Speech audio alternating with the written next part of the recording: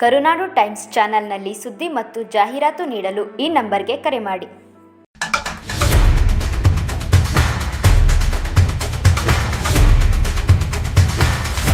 ಕೃಷ್ಣರಾಜಪೇಟೆ ಪಟ್ಟಣದ ಮೈಸೂರು ರಸ್ತೆಯ ದಲಿತ ಶಿಕ್ಷಣ ಅಭಿವೃದ್ಧಿ ಸಂಸ್ಥೆಯ ವಾಣಿಜ್ಯ ಕಟ್ಟಡದಲ್ಲಿರುವ ವಕೀಲ ಕೆ. ಬೋರೇಗೌಡ ಅವರ ಕಚೇರಿಗೆ ನುಗ್ಗಿ ದಾಂಧಲೆ ನಡೆಸಿ ಪೀಠೋಪಕರಣಗಳನ್ನು ಧ್ವಂಸ ಮಾಡಿ ಮಾರಣಾಂತಿಕವಾಗಿ ಹಲ್ಲೆ ನಡೆಸಿರುವ ವಕೀಲ ಸಂಘದ ಅಧ್ಯಕ್ಷ ಎಂ.ಆರ್. ನಾಗೇಗೌಡ, ಕಾರ್ಯದರ್ಶಿ ಸಾದುಗೋನಹಳ್ಳಿ ಮಂಜೇಗೌಡ, ಖಜಾಂಚಿ ಪ್ರಸನ್ನಕುಮಾರ್ ಹಾಗೂ ವಕೀಲರ ಸಂಘದ ಪದಾಧಿಕಾರಿಗಳಾದ ಜಗದೀಶ್ ಮತ್ತು ಅನ್ವೇಷ್ ಅವರ ವಿರುದ್ಧ ಕೂಡಲೇ ಕಾನೂನು ಕ್ರಮ ಕೈಗೊಂಡು ಬಂಧಿಸಿ ಜೈಲಿಗೆ ಕಳಿಸಬೇಕು ಎಂದು ಆಗ್ರಹಿಸಿ ನೂರಾರು ನಾಗರಿಕರು ಪಟ್ಟಣದ ಪ್ರವಾಸಿ ಮಂದಿರದ ಆವರಣದಲ್ಲಿ ಪ್ರತಿಭಟನೆ ನಡೆಸಿದರು.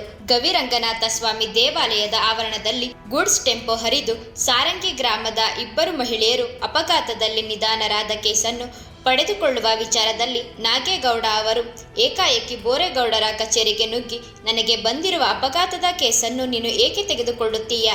ನನ್ನ ತಂಟೆಗೆ ಬಂದರೆ ನಿನ್ನ ಮುಗಿಸಿಬಿಡುತ್ತೇನೆ ಎಂದು ಕೊಲೆ ಬೆದರಿಕೆ ಹಾಕಿದ್ದಲ್ಲದೆ ಬೋರೇಗೌಡರ ಕಚೇರಿಯಲ್ಲಿದ್ದ ಕಂಪ್ಯೂಟರ್, ಲ್ಯಾಪ್ಟಾಪ್ ಸೇರಿದಂತೆ ಪೀಠೋಪಕರಣಗಳನ್ನು ಧ್ವಂಸ ಮಾಡಿ ಚಾಕುವಿನಿಂದ ಕೈಕಾಲುಗಳನ್ನು ಹಿರಿದು ಬೋರೇಗೌಡರ ಮೇಲೆ ಮಾರಣಾಂತಿಕವಾಗಿ ಹಲ್ಲೆ ಮಾಡಿ ಕೊಲೆ ಬೆದರಿಕೆ ಹಾಕಿ 2 ದಿನಗಳು ಕಳೆಯುತ್ತಾದರೂ ಕೆಆರ್ ಪೇಟೆ ಪಟ್ಟಣದ ಪೊಲೀಸರು ಕೇವಲ ಎಫ್ಐಆರ್ ದಾಖಲಿಸಿ ಕೈ ತೊಳೆದುಕೊಂಡಿದ್ದಾರೆ.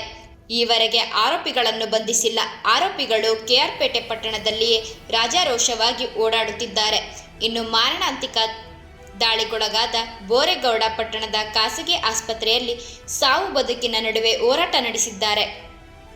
ಇಷ್ಟಾದರೂ ಪೊಲೀಸರು ನಮಗೂ ಈ ಘಟನೆಗೂ ಯಾವುದೇ ಸಂಬಂಧವಿಲ್ಲ ಎಂಬಂತೆ ಬೇಜವಾಬ್ದಾರಿಯಿಂದ ವರ್ತಿಸುತ್ತಿರುವುದಲ್ಲದೆ ಆರೋಪಿಗಳನ್ನು ಬಂಧಿಸಲು ಮುಂದಾಗಿಲ್ಲ.